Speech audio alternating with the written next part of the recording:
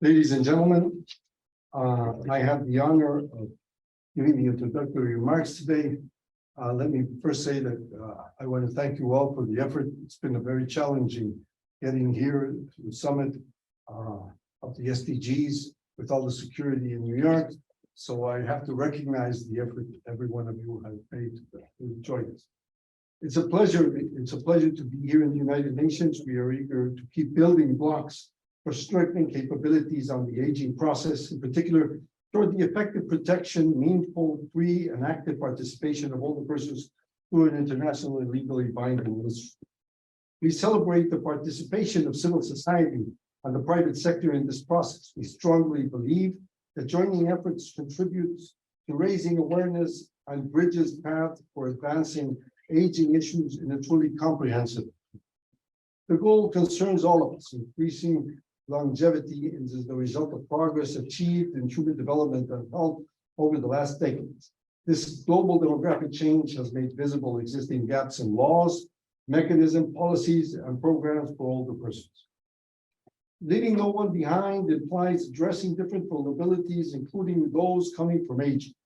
Therefore, strengths and challenges in this process should always be considered so persons become actors of their own destiny. Although states have primarily responsibility to promote, protect, respect, and fulfill human rights, there is a paramount role of the different stakeholders to support for shaping and duly implementing an adequate legal framework. I would like to highlight some of the benefits that they bring an international convention. For older persons and their families, existing of a binding international framework for the effective prevention, redress, and accountability of human rights abuses. Effective mechanisms at a national and international level for improving accessibility, as well as other conditions that shall be made to live with dignity, including the adequate treatment of complaints. Legal backup to avoid prolonged victimization and fight against impunity.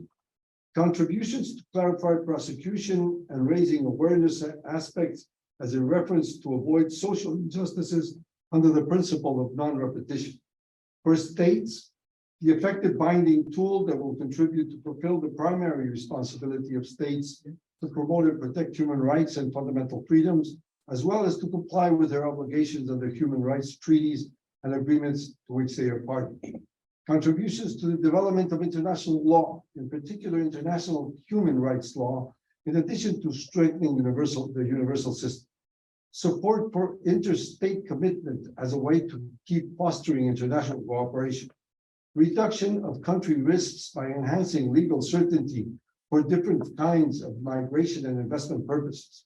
Fostering dialogue among different stakeholders involved.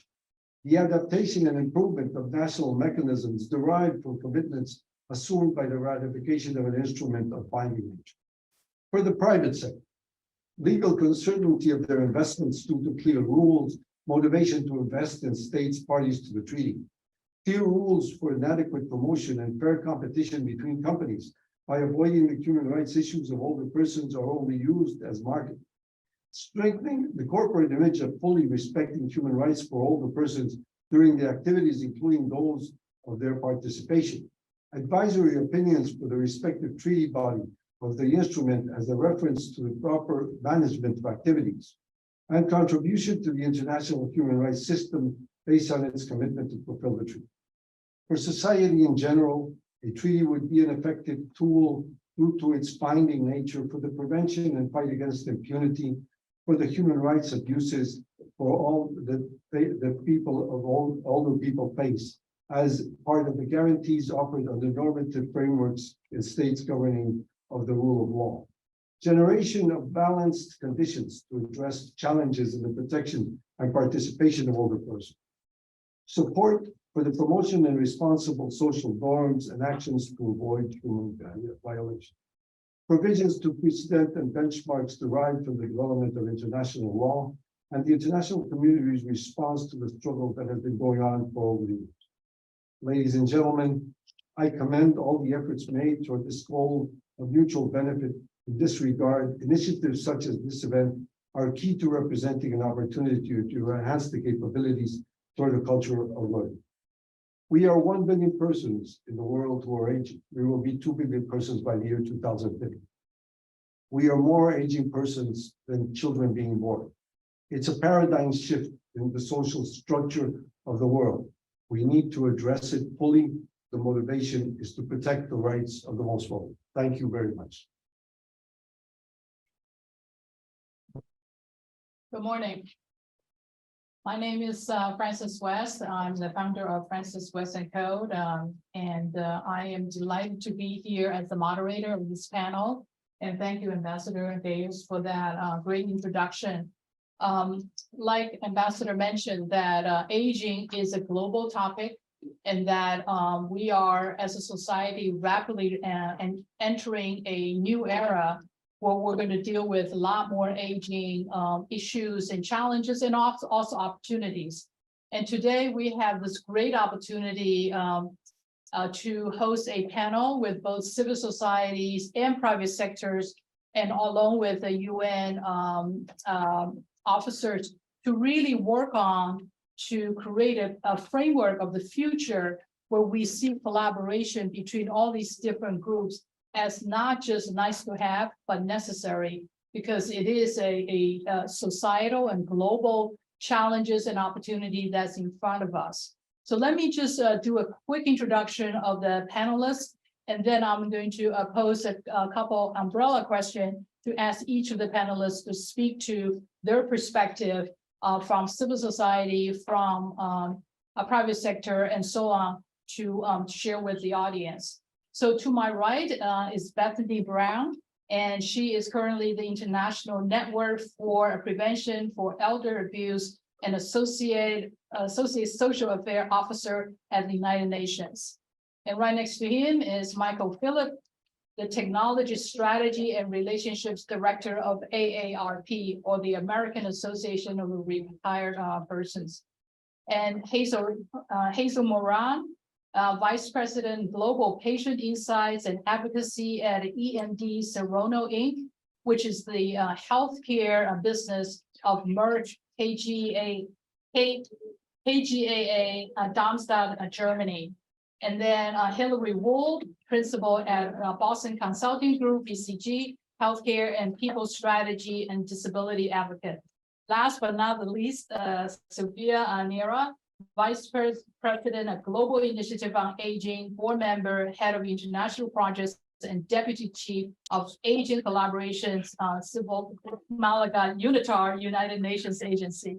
So with this distinct panel, I'm going to ask each one of them to actually give a kind of an overarching a comment of two basic questions. Number one is, why do we care about the UN Convention for Older Persons? What will we gain from passing this treaty? And what do we lose if we don't do it? And the second question is, can we and should we establish a collaboration framework that combines civil society, the United Nations policymaker, along with the private sector, so we can drive growth and participation of all aspects of society, including fast evolving digital technology, such as artificial intelligence and environments for the older adults. So with those two umbrella questions, I'm going to turn it over to Bethany for her to make her initial observation and comments. Thank you. Thank you so much, Francis. And thank you to UNITAR, to G3ICT, and the Global Initiative on Aging Foundation for organizing this conversation. I am a lawyer by training, and I've been working in the field of older persons' human rights for about 15 years in various roles, and I'm so glad to be with you all today. As Ambassador Gallegos has set the scene, I'm hoping that with this talk, we'll come away with a better understanding to be able to work together. Global aging should be embraced as an achievement. More people are living longer. And this magnifies the risk and reward of our current actions for the future. So if we recognize this opportunity and act on it, we have the potential to unlock real growth. If we choose to ignore it, if we choose to have this same old, we're going to have problems later on. And when I say we, I mean all of us in this room who will be older in the future. For example, the Millennium Development Goals, the original development process here at the UN from 2000, did not include older persons. The Sustainable Development Goals, there's an SDG summit happening today here at the UN, includes some references to older persons and aging. But in this General Assembly session, the Secretary General has reported on an analysis of 291 voluntary national reviews on achieving those goals. And it has found that older persons are not yet being recognized by more than a passing reference, and it's usually related to Social Security. Older persons have as much of a right to benefit from Social Security as anyone else, or from social development as anyone else. And they have the right to contribute. They have the right to benefit, and they have the right to contribute. So I would caution against any look at older persons as a blanket vulnerable group. We really pushed hard in the negotiations for the Sustainable Development Goals to make sure that we were looking at older people as individuals, as people who are impacted by the circumstances that they're under. And we are valuing their intrinsic value as humans, not their productivity, when we talk about their right to be involved in development. Yes, many older people are productive and they have the right to contribute and be involved in that, but not all older people are, and they still have value as people. Here at the UN, another great thing that the UN has done, that the General Assembly has done, to try to act on this coming incoming group of older people, incoming class of older people, we could call ourselves, is the establishment of an open-ended working group for the purpose of strengthening the human rights of older persons. This started in 2010, and it has a mandate for the purpose of strengthening, thank you, the protection of the human rights of older persons by considering the existing international framework for human rights for older persons and identifying possible gaps and how best to address them, including by considering as appropriate the feasibility of further instruments and measures. This was way back in 2010. This group has met almost annually since then. And what these intensive processes have shown is that there are indeed many rights that are not recognized for older persons. They're excluded from enjoying their rights on an equal basis in older age. Violence and abuse, for example, was discussed in 2011, in 2012, in 2014, in 2017. And we know that older men are not protected by many laws that are designed to protect women, and older women are not protected by many laws that are designed to protect younger women. That's just one example. In general, we saw the right to be free from discrimination run through many of these topics that were discussed over these years. And that is the compelling reason to create a legal instrument. It's a framework that addresses the many ways that older persons' rights require specific elaboration. The evidence is overwhelming, and there is broad consensus on the scale and nature of the problems that older persons face. And the question is whether a new treaty is likely to make a unique and significant contribution to major conceptual and systemic change. We know that thematic conventions such as CEDAW, the Convention on the Elimination of Discrimination Against Women, on the rights of the child, on the rights of persons with disabilities, have made significant contributions to how we see those groups, how we react to the different ways that people engage in life with those perspectives. And there is every reason to be confident that a convention on the rights of older persons would have a similar impact. The last open-ended working group in April took a decision to consider the existing international framework on human rights for older persons and the identification of possible gaps in an intersessional way between member states here at the UN. So they wanted to get together and talk intergovernmentally about what the gaps are and how best to address them. They've had a series of briefings since then to hear from the UN system, to hear from the UN treaty bodies. And they'll hear on November 20th from civil society and national human rights institutions about what they would like to see in a negotiated text of recommendations for submission to the open-ended working group, which will likely be at the end of March in 2024. A convention holds the possibility to change the relationship between older persons and governments. One of my favorite ways to describe human rights is they're what governs the relationships between individuals and the state. States cannot delegate their duties to their people, to family members, or to companies. And I see a role to play for business to support a convention by doing the right thing, even without a convention, by leading the way to show that it works, by supporting older people's human rights as they align with their business interests. For example, training artificial intelligence, large language models to include the perspectives of older persons, which are currently lacking. There are ways that all kinds of businesses regularly violate older person rights by discriminatory hiring practices or promotion practices, by blanket mandatory retirement contracts, by failing to provide reasonable accommodations to caregivers with older persons relying on them. Are these companies doing something that's illegal right now? No. In most cases, they can probably get away with it, but should they? Are they doing what they should? As Ambassador Gallegos mentioned, it can be a source of legal certainty and fairness where companies can come together and know what the playing field really says.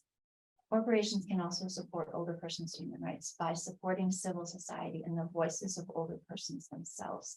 There are organizations all over the world that focus on pensions, that focus on the rights of widows, where older people themselves have gotten together and know what they want. They want to represent themselves with their own voices.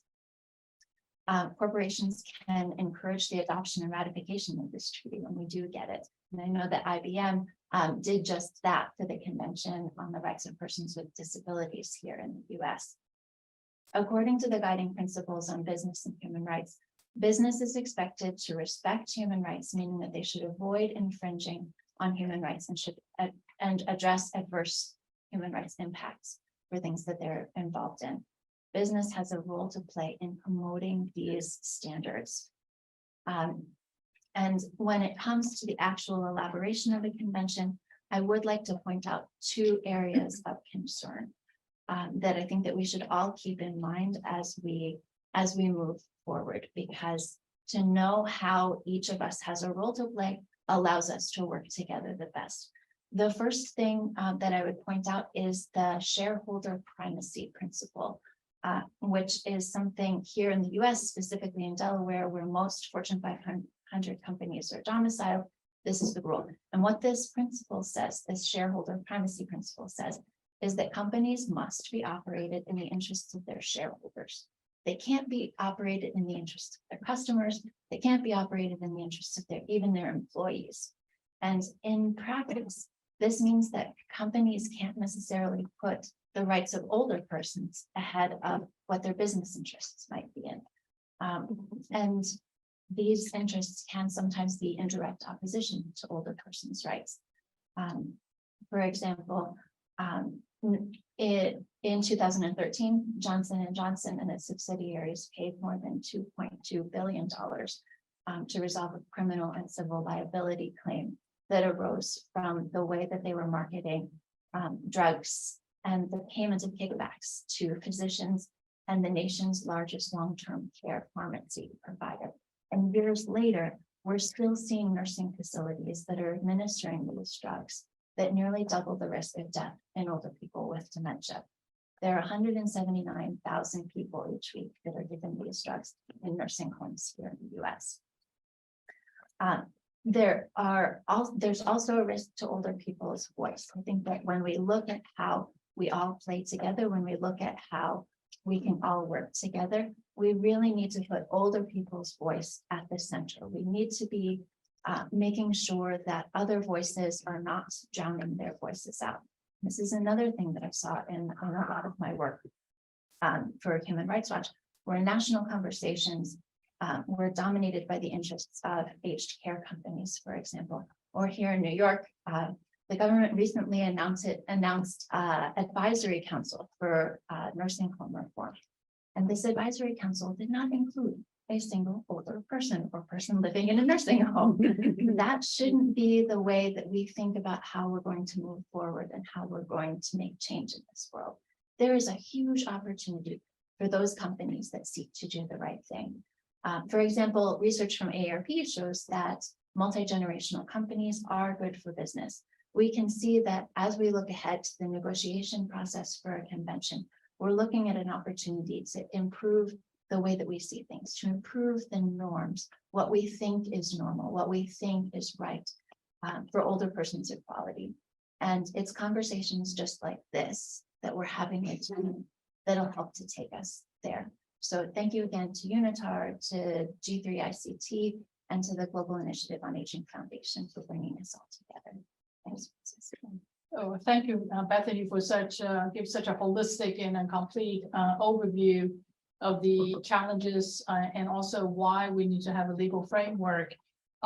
As we move on to the next speakers, because we have such an esteemed speaker, I just want to make sure that we are conscious of the time we've talked about before.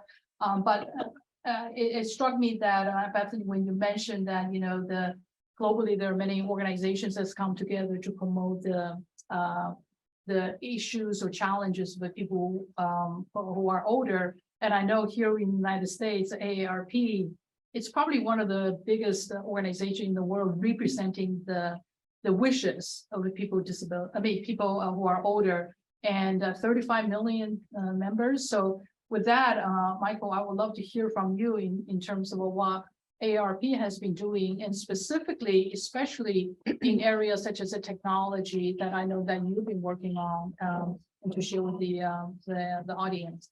Absolutely. And Francis, first of all, thank you very much for getting us here in this room today with so many important people. And thank you, Ambassador Gallegos. We really appreciate it on this important day, first day of an important week. I'm Michael Phillips with AARP. If you're not familiar with AARP, as Francis mentioned, we're the largest nonprofit organization focused on older adults in the United States with 34 million members. Our international affairs work is set up to be a convener of international civil society, governments, and nonprofit and private sector organizations that are working towards the needs of older adults. We organize all of our work around 3 pillars, and digital connection is underlying those 3 pillars. Your attention, please, at 10 a.m. in the press briefing room. It includes the 3 pillars include healthy aging, financial security, and meaningful social connection, all of which in this digital world that we're in now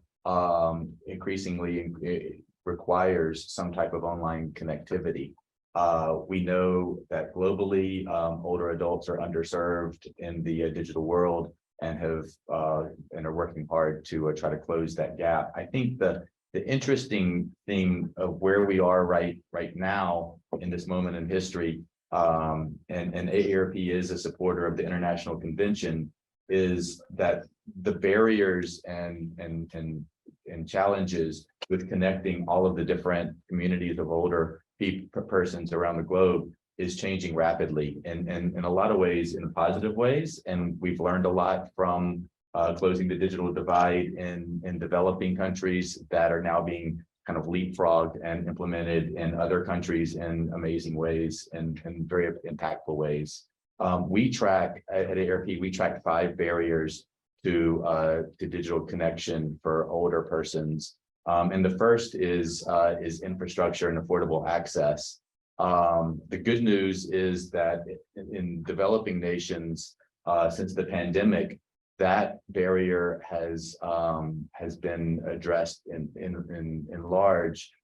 Here in the United States, 90% of adults 50 plus now carry a smartphone, and 98% have some device that connects them online, which is good. And then we see in developing nations, we're able to kind of leapfrog some of the challenges and go straight to like 5G infrastructures and governments that are starting to understand the importance of the economic importance of subsidies towards affordable access and devices, which is all good news. The second barrier that we follow is digital skills and digital literacy. Here in the United States is through our partners with Oats and Senior Planet. And we've been able to take some of the learnings there and apply it globally. And there's some good news stories there as well. We found that these digital skills programs require three components. It requires a funder, and we increasingly look to private sector for that funding, because they have a lot to gain in this world where the number of people who can take advantage of those services are increasing. Second is a good solid curriculum that can be updated and tailored for particular communities.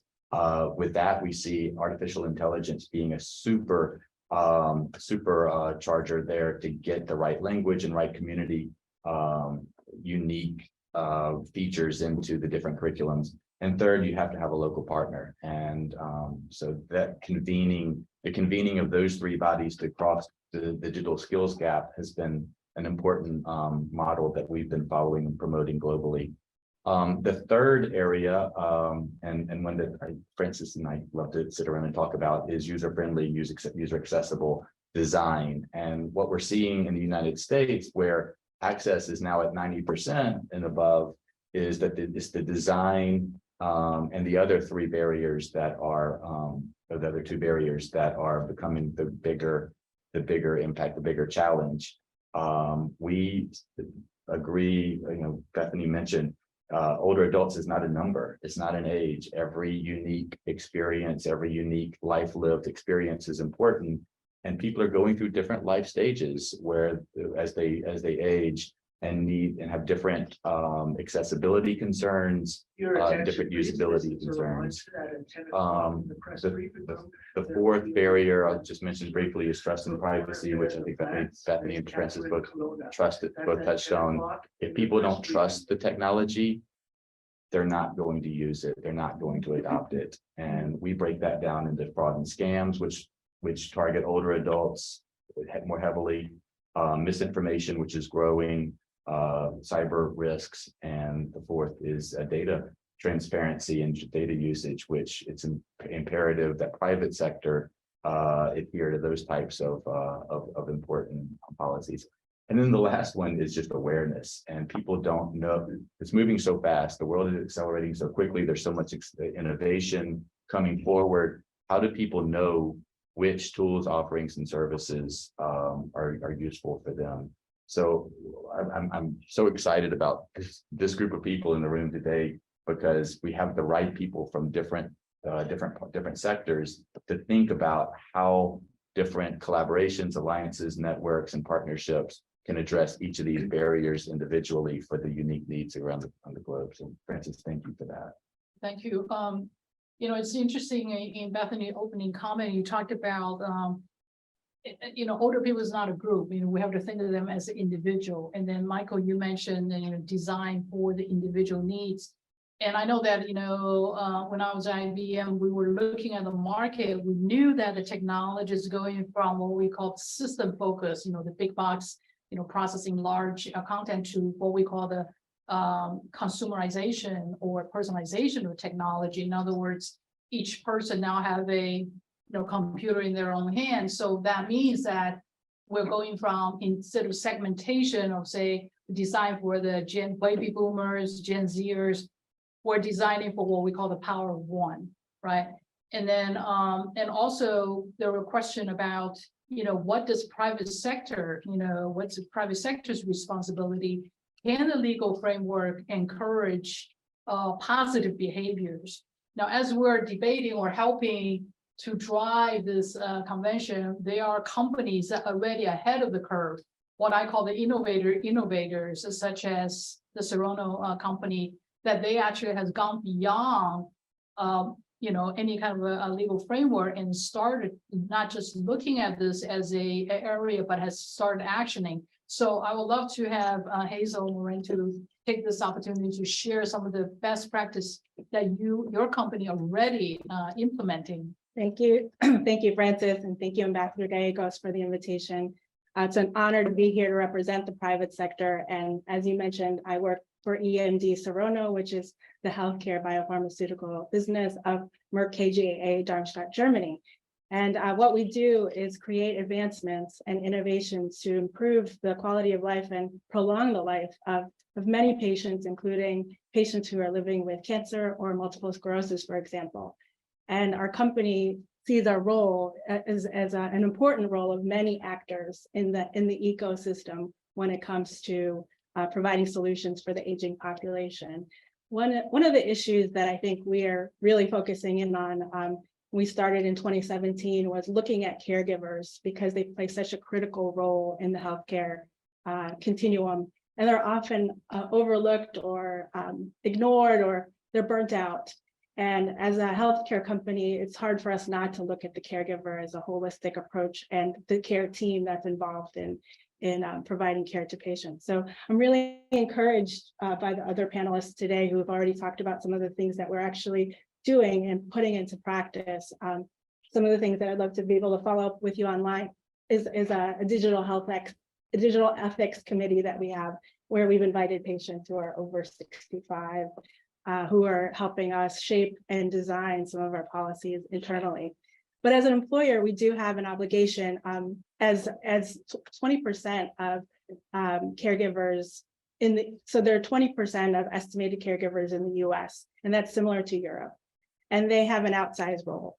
And oftentimes they're not equipped to do the caregiving role, the day-to-day tasks, and they need training. And they need to be involved in the discussion. So our company is really looking at ways where we can include, in an inclusive way, hearing the voice of patients, caregivers, and really using that to what we call as patient-directed, where we listen to, learn from, and act on what matters most to patients and families. And I say that because I come from a patient advocacy community prior to coming to industry. We know the important voice that people with lived experiences have and lend to initiatives that companies run. So as an employer, we have created programs for our caregivers.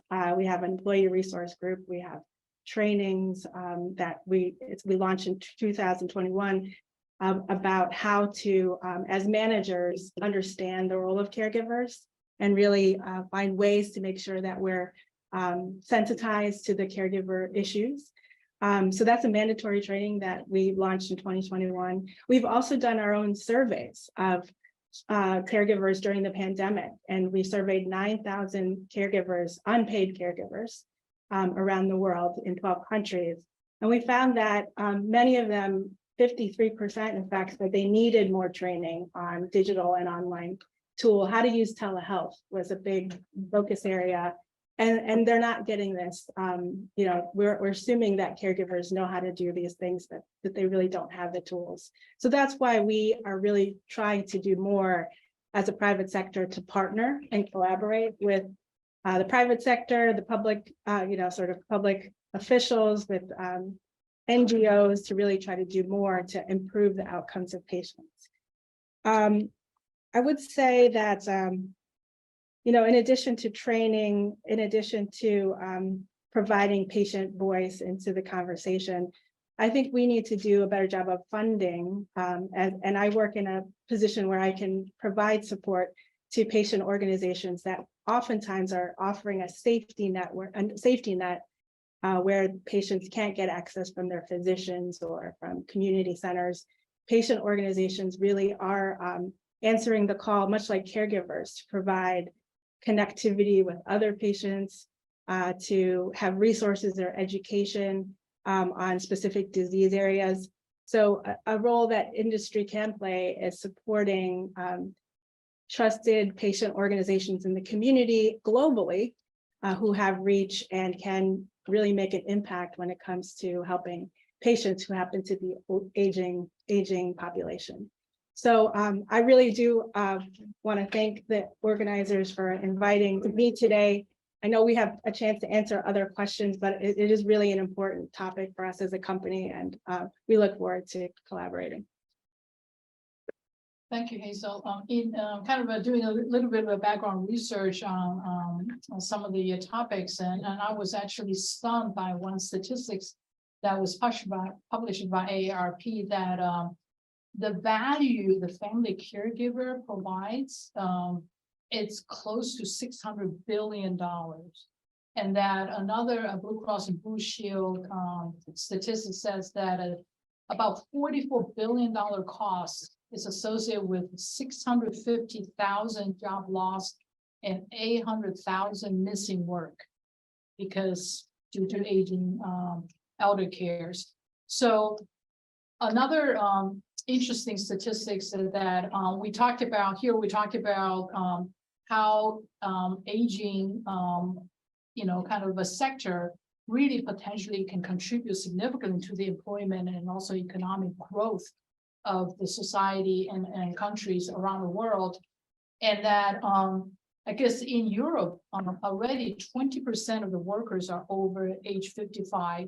And here in the United States by 2030, that the 50+ worker will continue to grow. Actually, it will be the only segment that will grow in terms of a percentage of a workplace participation, whereas the other groups, in some cases, due to decreasing birth rate, will actually decrease. So on that note, I'm going to ask Hillary Wool from Boston Consulting Group, because I know that Boston BCG has done a lot of research in this area, specifically in the employment area. Would love to hear on your perspective and how your company view the future of older people's participation, especially in the employment area. Absolutely. Thank you so much, Francis and Ambassador Gallegos. It's an absolute privilege to be here and to be representing BCG. So I'm a principal at Boston Consulting Group, and I have the privilege of working across the intersection of healthcare, public sector, as well as digital and people topics. So all of which are inextricably intertwined with this topic of aging as we move forward. And I also lead some of our research around disability, inclusion, and the workplace. And across some of the research that we've done, as well as some of my client experiences serving health systems that serve millions of older people across the United States, I think we've learned a lot about the current state of workplaces and what the future holds, and really where that gap is. To take a step back before I address Francis' question directly, I think a lot of our research at BCG across industries points to the importance of fostering an aging in place ecosystem, which is something that we currently lack. To me, the pillars of that aging in place ecosystem involve accessible communities, inclusive digital transformations, flexible employers, which I'll talk about and dive into in a moment, and inclusive digital transformations. And Michael, thank you for speaking about that, and Hazel touching on that as well. Why is aging in place so important? Well, research from across the globe, including from our partners at AARP, indicates that the vast majority of older people around the world want to live and age in their own communities rather than living in residential facilities. From looking at the social determinants of healthcare, we see that living in one's own community is often associated with better health outcomes, with a lower risk of disease.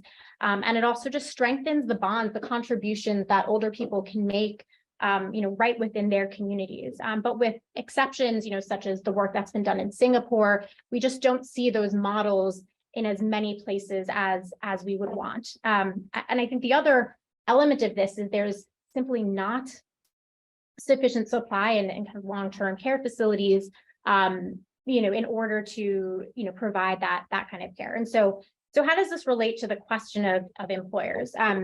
So employers play a critical role, I think, through two different lenses. So the first, as Francis alluded to, is around employing older persons. And the second, as Hazel was talking about before, also as caregivers of older persons. Both groups are really, really important when we think about employers. And so starting with older persons in the workplace, some seniors want to continue working beyond 65 for a mix of financial and personal reasons, but far too often companies are not equipped to meet their needs or they're overlooking them. Recently, some of my colleagues worked with a food and beverage provider in the US, for example, that they wanted to expand their labor pools. And they realized that they were relying pretty much solely on younger workers. But the job itself was not suitable really for people with disabilities, for older persons, because it was so physically demanding in nature. It required standing on your feet all day and doing highly physical tasks in food service. And so my colleagues really encouraged them, right, through analyzing the landscape and looking at the benefits that having older people in the workplace could provide, to really encourage how could they modify some of those roles to be more inclusive of other populations, to modify those job descriptions to allow a broader group of cohorts to be there. Much of my work, as Francis alluded to over the past year, has focused on how to promote workplace accessibility and inclusion. And these strategies are beneficial for older people, they're beneficial for people with disabilities, but we found through our research that they're beneficial for everyone. When employers implement policies like flexible work, when they have user-friendly approaches to reasonable accommodations, when they really promote a culture of normalizing access needs, normalizing accommodations, not only do people with disabilities, do older people benefit, but everyone in the organization benefits, and everyone has a more inclusive experience and feels more empowered to bring their full selves to work, to bring their experiences individually, and to bring the experiences of their families. And so, you know, older employees need to be seen as assets in the federal government, and I serve, you know, clients in the government space. Almost a third of the workforce is 55 or over. And over the coming years across nations, there's going to be a massive transfer of knowledge needed, so much institutional knowledge, so many skills that are going to need to be passed down. And if employers are not cognizant of how to structure work in ways that older people want to pursue, want to engage, structure work in ways that support mentorship, then we're going to lose that. We're going to lose that incredible asset of knowledge and of training and coaching for the younger generations. So then flipping the lens a little bit, looking at employees who are caregivers. So BCG's research about a year ago did some research on the opportunity for the care economy. So looking at, you know, if we think about the missing jobs that are needed to support caring for older people, children, as well as the potential in lost wages, in lost GDP that can come from people leaving the workforce because they're unable to do their caregiving duties while serving the workforce. By 2030, our estimates are that within just the US alone, that's going to be $290 billion per year in GDP lost annually, right? And so there's a massive crisis, a massive need for employers to recognize that a large share of their employees are going to be caregivers, especially if we know that aging in place and living in the community is what older people want for themselves and for their families. And so again, to echo the point, flexible work policies, right? That means, hours, that means being able to take family care leave if needed, for a sick family member, hybrid work.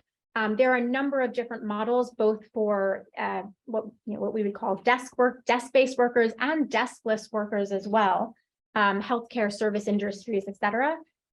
Digital technologies have enabled more workplace flexibility. And while there is, of course, as you all know, an ongoing debate on this, the research continuously demonstrates that for particularly for people with access needs and for caregivers of those with access needs, this is absolutely critical. But I think, to the point of why we're here today, I think an international convention can be really a rallying mechanism for the private sector as well as the public sector and civil society. We know from our experiences, for example, with LGBTQ rights, that in some cases, the private sector is often the first mover in championing the rights of people. And I think, in some cases, we see evidence of companies doing the right thing with respect to employment, inclusive design, and other practices. And we want to have a mechanism for, I think, really highlighting those best practices and making it the norm, the standard, and not the exception. Well, thank you so much for bringing back to why we're here today topic. And I can share that, back in 2006 and 2005, when the UN Convention for the Rights of People with Disability first came on, at that time, there weren't that many private sector that are either ready or willing to go out and to say that we want to be supportive, because I think, this close to 20 years ago, there was still a little bit of a hesitation of what is private sector to do with an organization like the United Nations. But like you mentioned, it really, as we move as a society, and the connectedness of all the countries globally, and whether it's on the supply chain side or just on human side, it's very important to have a kind of overarching organization such as UN that can put out the principles like the SDG, which we are here today celebrating the SDG summit. But then the private sectors are very good at innovating under certain guidelines. And then I think on top of that, you mentioned, both you and Michael mentioned technology, is that if we're going to build the ecosystem, we want to operating from a common ground or common standards or common, beliefs. So again, this rallying point and then bringing together multi stakeholders will give us the opportunity, especially on the technology side, to drive that kind of actioning versus just advocating. So now, not last but not the least, is actually my partner in crime in pulling this session together. I mean, you have no idea how much work, and later on we're going to bring up Excel Lebois, who's really the heart of this, making this event possible from logistic planning and giving us guidance on that. But Sophia is going to be the next speaker, and I would love to hear from you. And you and I were talking about this event less than 3 weeks ago, and here we are. Even less. Less than that, I know. So If I can please, share that information. right, you get a kind of an insider view of how this came about. Yes, it's been crazy. Thank Yeah. you, Francis. First, I want to thank you all for being here. Thank you all the people that are watching this live. And thank you to this amazing team, panelists. Oh my God, how do I follow that?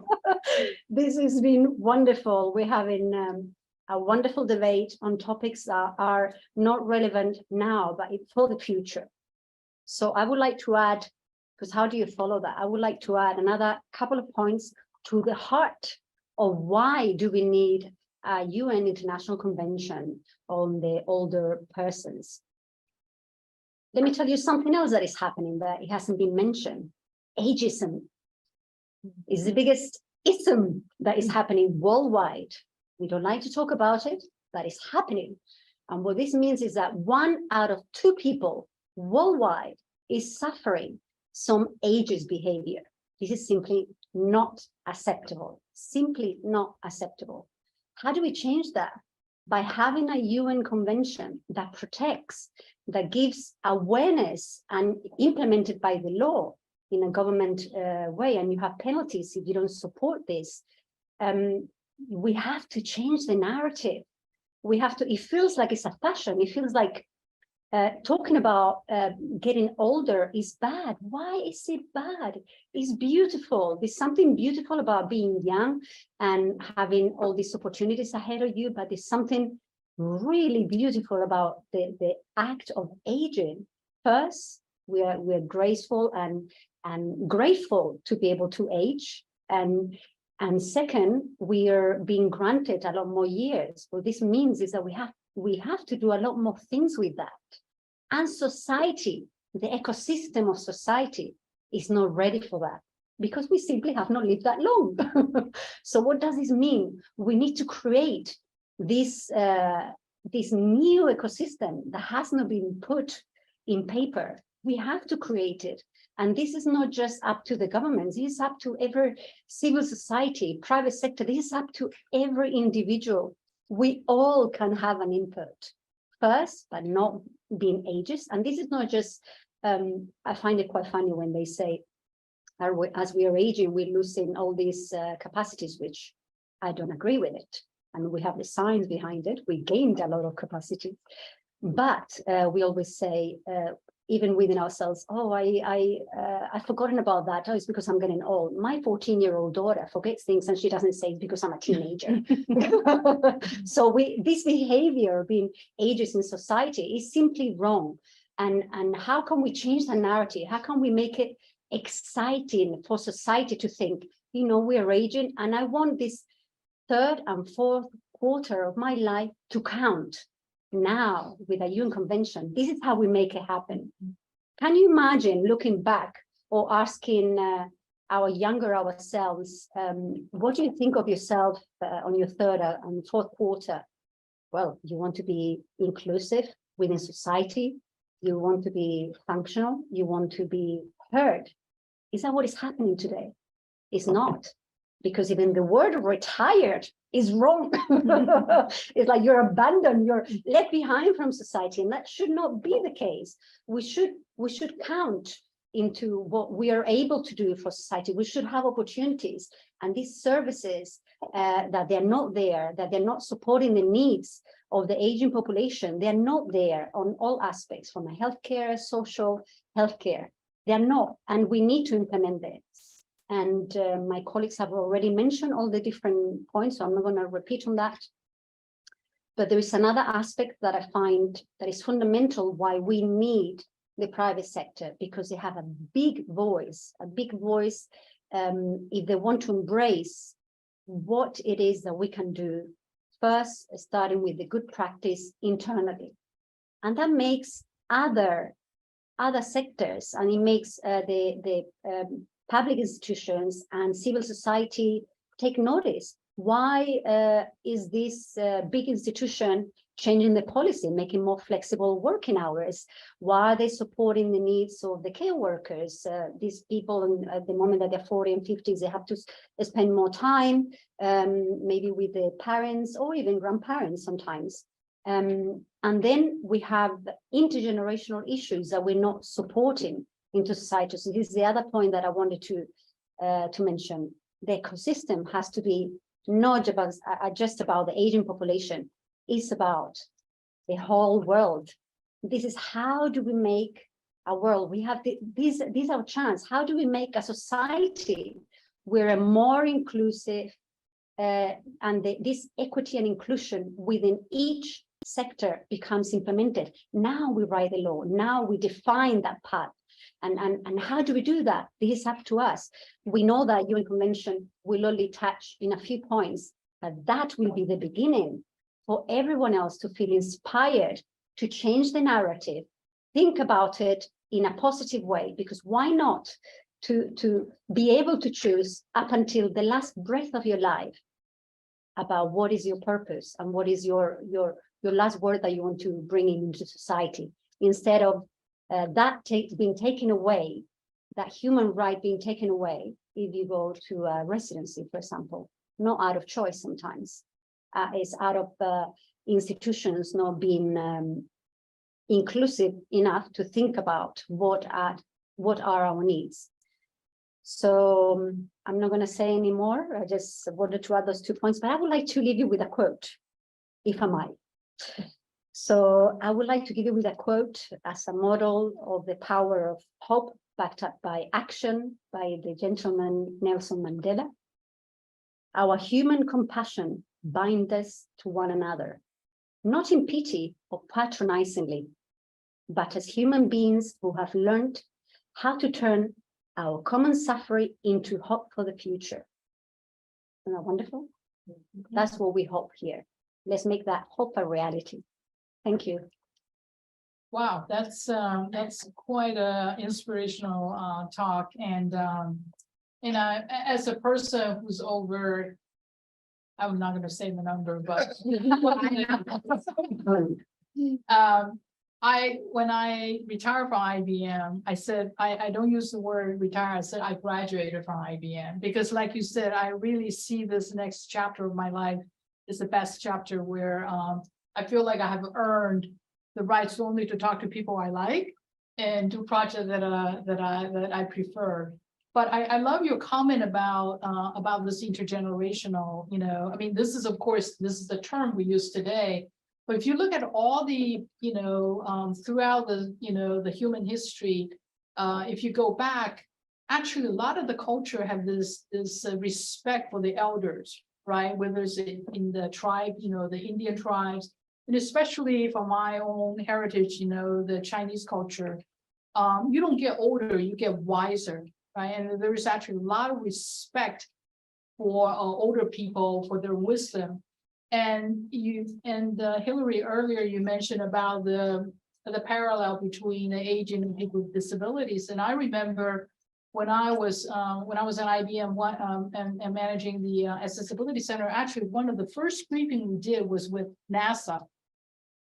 This is back close to this is 2004. So about, they came in, they talked about a concern about the brain drain of NASA, right? When you think about NASA, they fly, people to the moon. Now we're talking about the Mars. So they're talking about mission critical. You cannot fail. I mean, failure is not an option.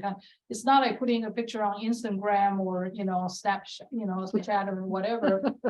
And they realize the value of the institution, individual knowledge that's gained through years of work. So I'm going to open that up to the panel to see if, from your perspective, from your work, personal observation, or from your work perspective, do you see a shift in understanding and respect for the older people? Not, talk about their disabilities, but about their wisdom and their experience contributing. Definitely. I have to say that not all older people are wise, and that's okay.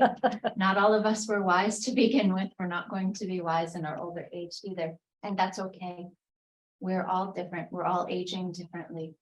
And I want to talk about, I worked for Help Age International for a long time, which works in low and middle income countries, 70 low and middle income countries all over the world. And my job was to advocate for older people's human rights here at the UN. So I would go to the missions for these different countries in Africa, in Asia, in Latin America, and talk with the delegates there about older people's rights. And so often I would hear, no, you don't understand. In our country, we respect. And that may be true. There are many countries where if I were an older person, in Africa, for example, a younger person might come and touch my feet as a sign of greeting. But that would not mean that they would not take my house if my husband died. It would not mean that I had the right to vote. It would not mean that someone would not say to me, oh, you don't have a right to be here. What are you doing waiting in line at the hospital? You're taking a spot away from a younger person, a person who is more deserving. That is ageism, and they can coexist. Having a culture of respect can coexist along with these really insidious, deeply rooted types of ageism that we all have to face in older age, and that we sometimes internalize ourselves. Well, any other comments? Well, I guess, I mean, I do agree that a respect and then also rights are not necessarily the one does not translate into the other. And so we have to be mindful. And that's why the work that you're doing and then what we're doing here is to kind of institutionalize, so to speak, that and bring out into the open. But I do think that like anything, any kind of ism has been created over years is a kind of a reflection of a cultural kind of or societal attitude, right? And I'm an eternal optimist from the East, and I do think that potentially, like in the United States, you know, I watch the growth of these, for example, Ancestry.com, right? I mean, I know that when I came to this country, you know, many years ago, there was no talk. People don't want to look back. I mean, this is the youth country. I'm talking about the United States specifically. Everybody's forward looking. They want to, you know, they don't want to go back. So perhaps in my view that there is a beginning to appreciation. And I want to know where I'm coming from. And then also to forward, and then Michael, maybe you can comment on this. Some of these artificial intelligence, right? Big data, and then can capture individuals' knowledge and also experience. And actually, I have a startup is creating. Think about virtual reality of yourself. You know, even after you passed away, you can be brought online. You know, in a 3D format and continue educating your, you know, your students or your family. So how do we feel about, you know, capture the intelligence and the know-how, the experience of older people? Does that have a role? Is that a right direction, you know, for technology and also for society and to go there? Yeah, and you know, when you were asking the original question, I was thinking of it through the perspective of designers and developers and creators and innovators of this digital world that we all have to live in, and how they are fighting against old, outdated, ageist beliefs, and that maybe older users are too slow to pick up my product, or too whatever to pick up my user interface or product. And I'm just coming from an age tech summit from last week, where I was so inspired to see all of these innovators bringing their best thinking to solving a lot of these challenges. A lot of them were using artificial intelligence and making it seamless for people as they're going through these different changes in life. You know, stroke victims that maybe have speech impairments now can participate in the voice to text or voice assistant world due to this technology. And there's so many other examples that we could give. And it's interesting because they're seeing it in both a market opportunity, since, as we've mentioned, the number of people growing older is increasing, and also a social responsibility imperative, which is exciting. So, you know, one of the things I keep thinking about is how is a global society, because these offerings are all global. How do we continue to elevate the importance of older adults and their contributions to the economy and everything else, so that more of the innovation is intentional in design.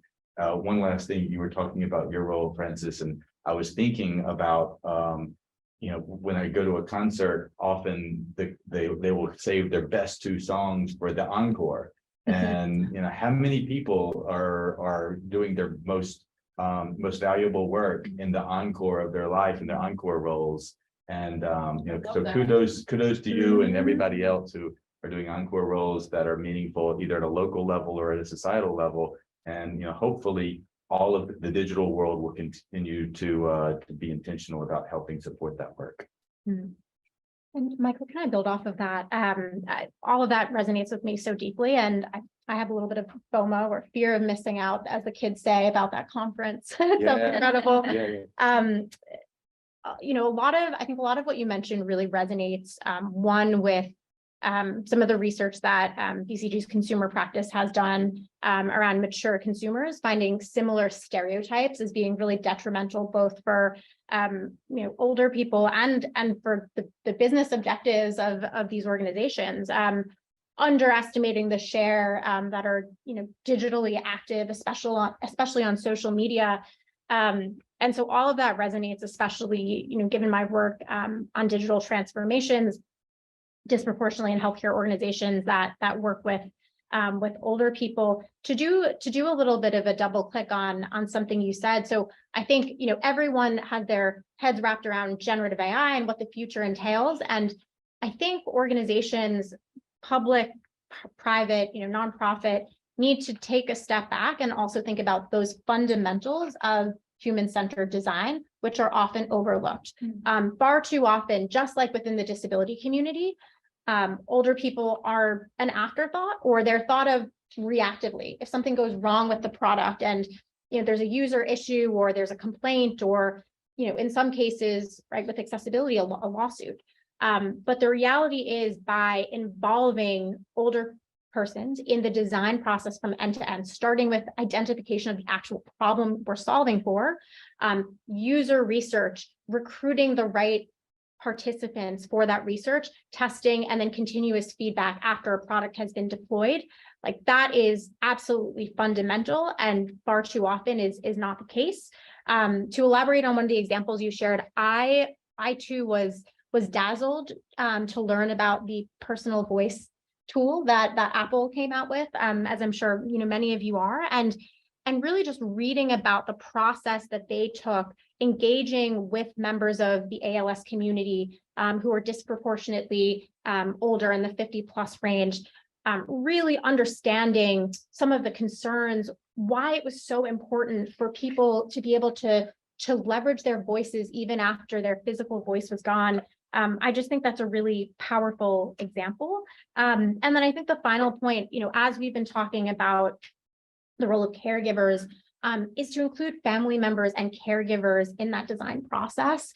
Something we've seen in some of our healthcare research, enabling caregivers to have access to digital health tools and portals alongside their family member or loved one, just magnifies the impact and just the comfort that people have. So just wanted to echo that really resonated with me, and I think this is something that in an international convention could really uphold as a standard. Can I add something to that? Because what you said really resonated with me, and that patient perspectives, and I think with my patient advocacy lens or hat on, their perspectives are often sometimes different than caregivers. So it's really important that we design educational information. We invite caregivers to the discussion within our ad boards that we do to better understand the patient journey and the disease. So I completely agree with you that sometimes the caregiver does not want to disclose that they have stress themselves, that the focus should be on them when really the patient is the one going through the treatment. So it's really important that they take that into consideration and design with a caregiver lens in mind. So thank you for raising that. It's a really important point. Yeah, just to build off the comment about design with the human experience in mind.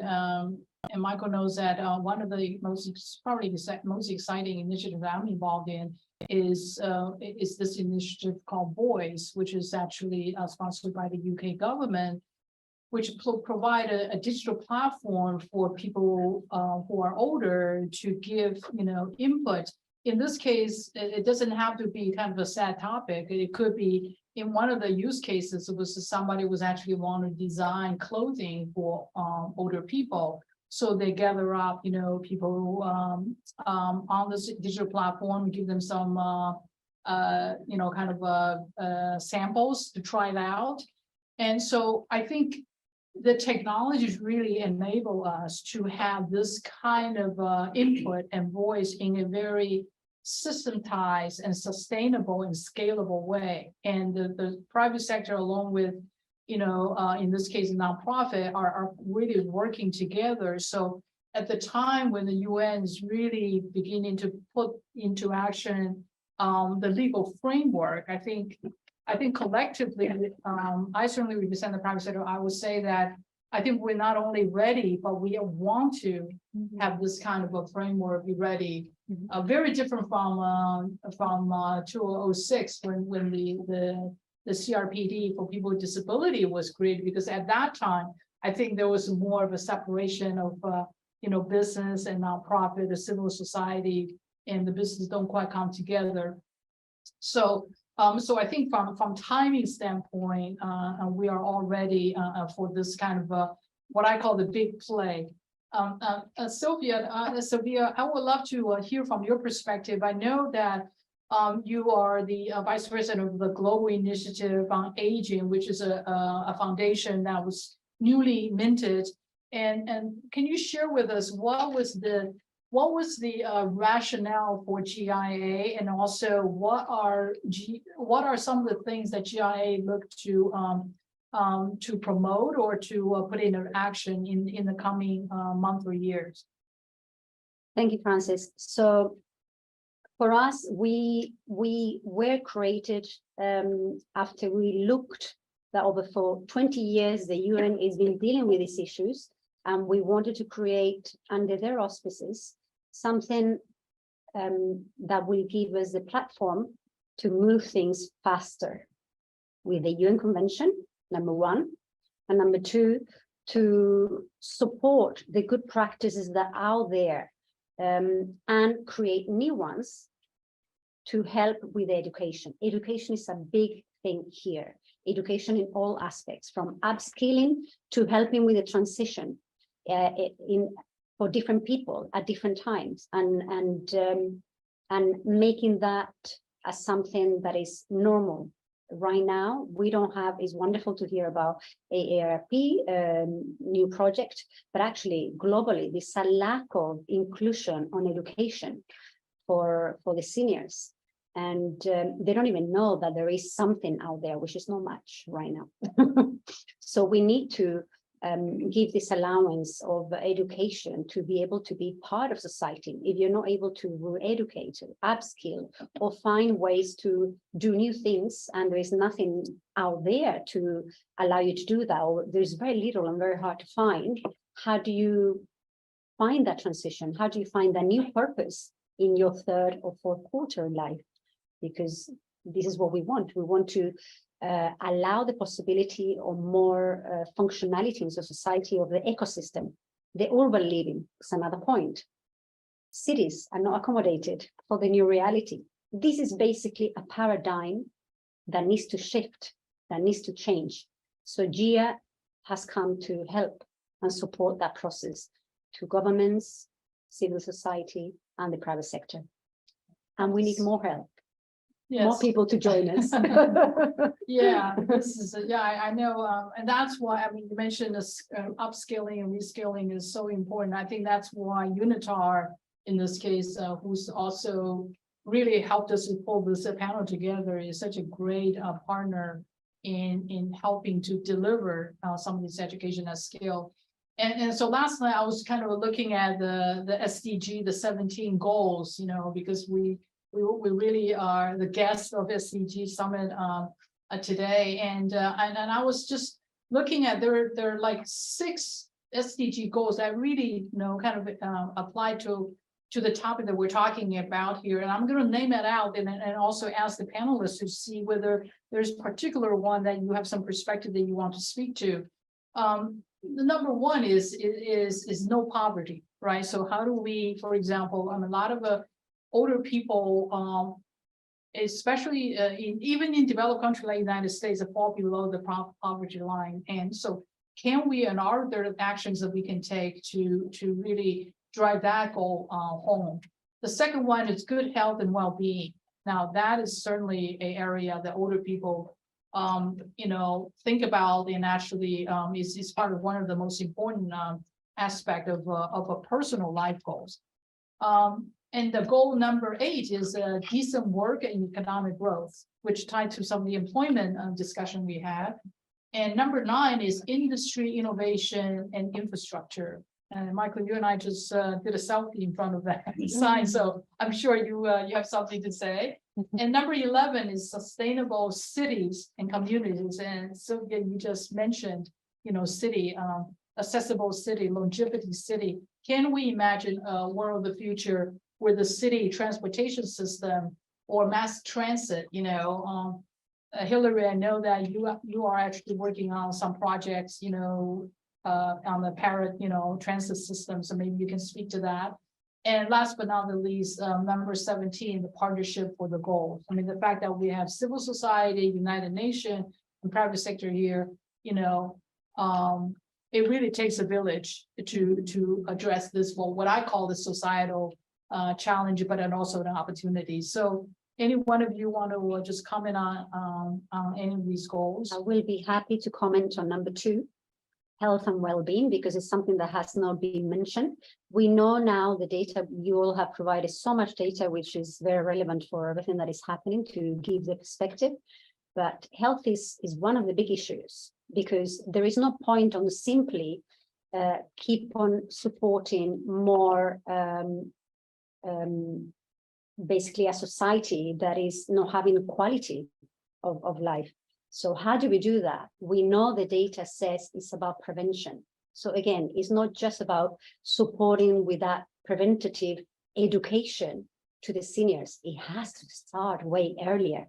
So we need to start with our, when we are very young, about what does it mean to look ahead, so that when I'm 60, 70, 80, 90, 100, we are aging gracefully and with options, at least from the health perspective. I will say that. Can I do a little bit of elaboration on that? So I think there are a number of really kind of tactical, complex kind of policy and operational challenges in terms of providing the best possible holistic care that not only enables strong health outcomes, but all the social outcomes that you've been talking about and that we've all been discussing. And this is where kind of that collaboration between payers and providers, as well as government, comes into play. Without that, you can't reach those optimal outcomes.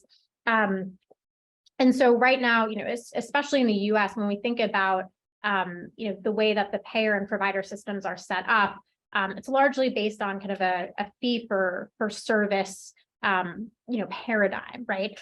And yet when we take a step back and think about holistic aging in place and the kind of full lives that older people deserve to live, right? That's not just a visiting nurse coming, right? That might mean clinical specialty access. That might mean personal care, right? Bathing, doing tasks in the home, help with cooking, and social support. We know there's a loneliness epidemic in the US and many other countries. But far too often, those services, they're not reimbursed. It's hard to bundle them together. And that in turn has an impact on the supply of labor and kind of talent coming in. And so I think this is just an area in terms of re-envisioning that paradigm of care for seniors holistically and getting that collaboration and enablement from both sides. I think data is a huge part of that, just making it easier to do things like submitting claims, shared information across smaller providers and vendors.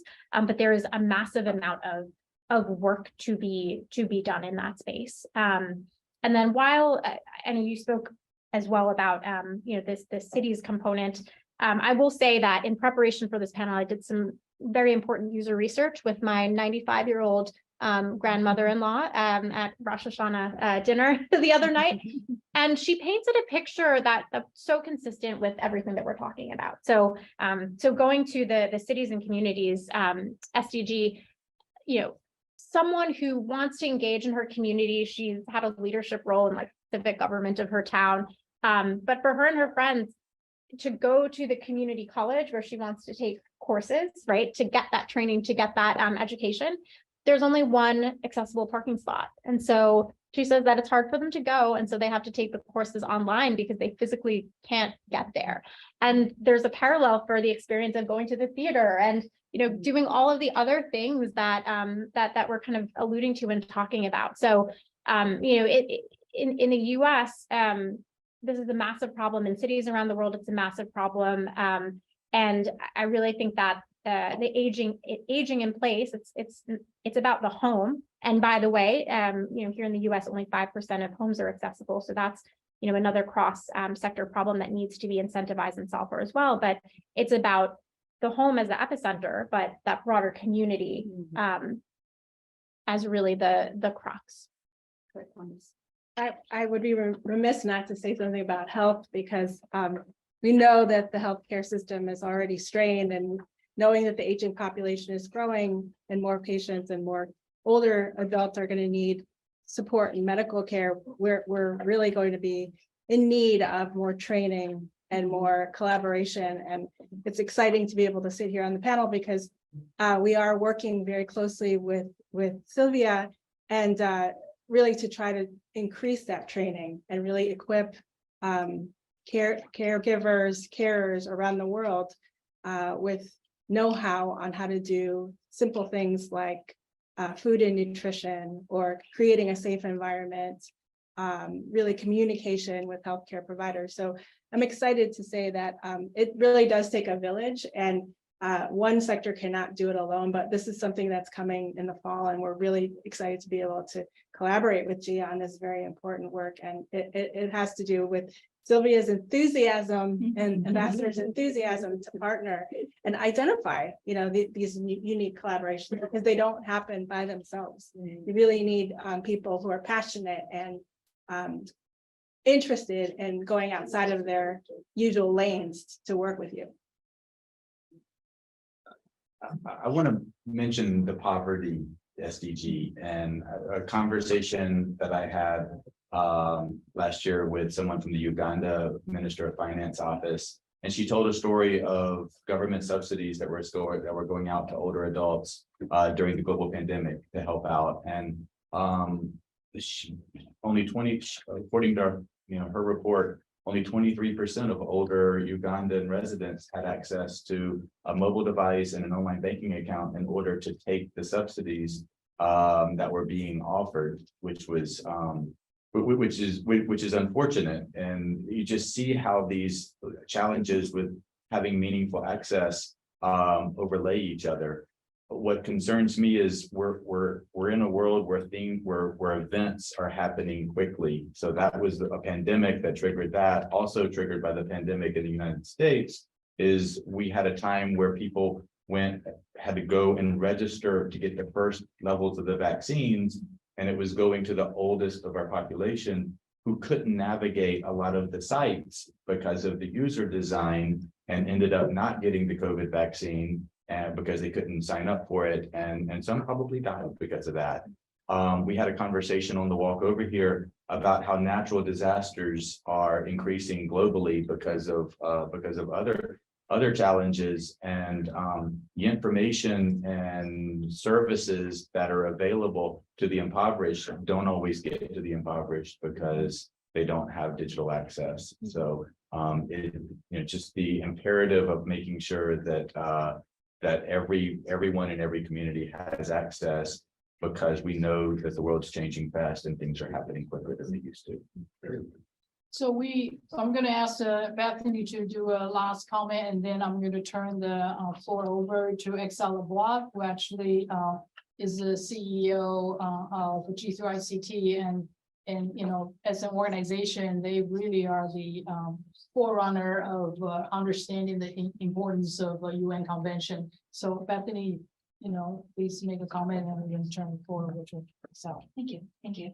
And I'm looking forward to hearing Excel's closing remarks. I just wanted to add that these are all really, really good points about the individual SDGs. The SDGs as a whole are universal. They're meant for all of us in developing and developed countries alike. But I wanted to point out that they're particularly important for older people in developing countries. Already in 2022, more than twice as many people over the age of 60 live in less developed countries as live in more developed regions. So just to flag that this is particularly important as we think about how the world is developing as a whole. And we're so glad to be working in the same ecosystem together with G3ICT. So now we're going to ask Excel to make a closing comment, please.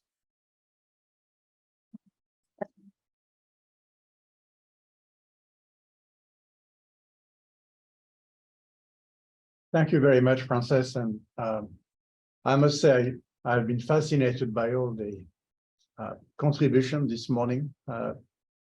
Looking at the diversity of knowledge that came out during the panel was just fantastic. So thank you all very, very much. Thank you to UNITAR for hosting this meeting. It's really important to realize this is an incredibly challenging global issue that we're all facing with. We heard moving from 1 billion older person to 2 billion older person. In a way, there are not too many venues where you can actually affect change. So we are very happy that today we are actually next to the General Assembly room of the United Nations, where all the chief of states have a chance to network and learn about possible solutions for the future. So it's the right place, right time, and thank you again to UNITAR for the hosting of this meeting. It looks like a very obvious conclusion is that at this point in time, a convention on the right of older persons is really a must for a better future. And we heard many arguments in justifying actually that type of development. One is even today in the United Nations Sustainable Development Goals and the Development Agenda, older persons are not really explicitly part of the whole thinking process, and that's a severe issue. Has been the same, by the way, for persons with disabilities in the past. So let's not repeat the same mistake. It's time just to plant a stick in the ground and get going with that type of assertive convention that binds member states that ratify it.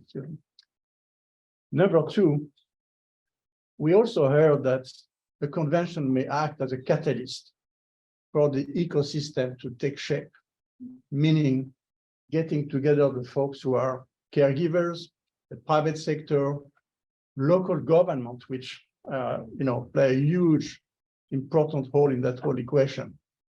So that in fact, step after step between the national governments, local government, the private sector, or representation of older persons, the caregivers, there may be lack of a symbiotic type of exchange that extract the best knowledge from all those constituents. It looks like if we look back at the history of the United Nations, I want to give credit to Ambassador Gallegos, who actually as chair of the committee which actually prepared the Convention on the Right of Persons with Disabilities for almost 4 years here at the United Nations. When Ambassador Gallegos was chairing that committee, the strict rule at the UN was that you could not have anybody from the outside world participate in the negotiation in the secure room where the negotiation was happening. Well, what was remarkable at the time is that for the first time in the history of negotiation of treaties at the UN, Ambassador Gallegos managed to get online bulletin board to start giving inputs to the delegates during the negotiation. And the result of that was that hundreds of advocates from all around the world were able to provide input in the text of the convention, which is, in my opinion, the reason why that convention is so effective, so very practical, and so very much representing the reality of persons with disability. So that's, background tells me that for a convention on the right of older persons, the participation of older persons and caregivers and all persons who are involved, including the private sector and technology companies and others, is crucial for its proper elaboration. Now, the good news is we do have around this table the nucleus of all the ingredients and the participants we need to succeed, right? Certainly UNITAR has a long history of helping government and local governments through the CFAL network in terms of implementation of good practices. The Global Initiative for Aging And the role that UNDESA and Bethany are playing is there. So now we know there is a will and there is a focus, which is just terrific. So we can see things possibly moving. I also know that Ambassador Gallegos, who is very committed and, enthusiastic about that whole plan, will be there to actually help pushing that process within the UN community. And finally, I see that private sector, major organizations like ARP and others are also totally, enthusiastic and proactive in trying to do it. Certainly at GCICT, with our many years of commitment to make technology accessible to persons with disability, shortly, there will be a higher. we are definitely in line with that objective as well, which is to make sure that the digital inclusion of older person is a fundamental element of a convention on the right of older persons. I would say that I want to thank Frances West, who will be chairing our Committee on Aging Persons at GCICT. We look forward, actually, in a few weeks in Washington, we'll have the Enabling Summit, where you will be chairing another session of the same type on the same issues. Anyway, so the result of that whole discussion today for me is, I think it is very clear why it needs to happen, how it can happen, and who are the key players that will make it happen. And I'm very optimistic after this whole discussion today. So thank you for your attention. Thank you, Excel, and thank you, the panelists, for braving the rain and to come to like multiple security checkpoint. And I would just say that with the last, it was via you mentioned a quote, and there's a quote that I use a lot when I talk to people about this topic of aging.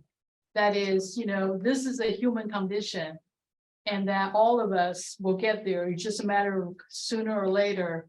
And so bottom line, this is not a topic about them. It's a topic about all of us. So with that, I thank you for your time, and we will continue this this journey together, and it will take a village, but I think all of us are committed to make this the best world to come together. Thank you very much.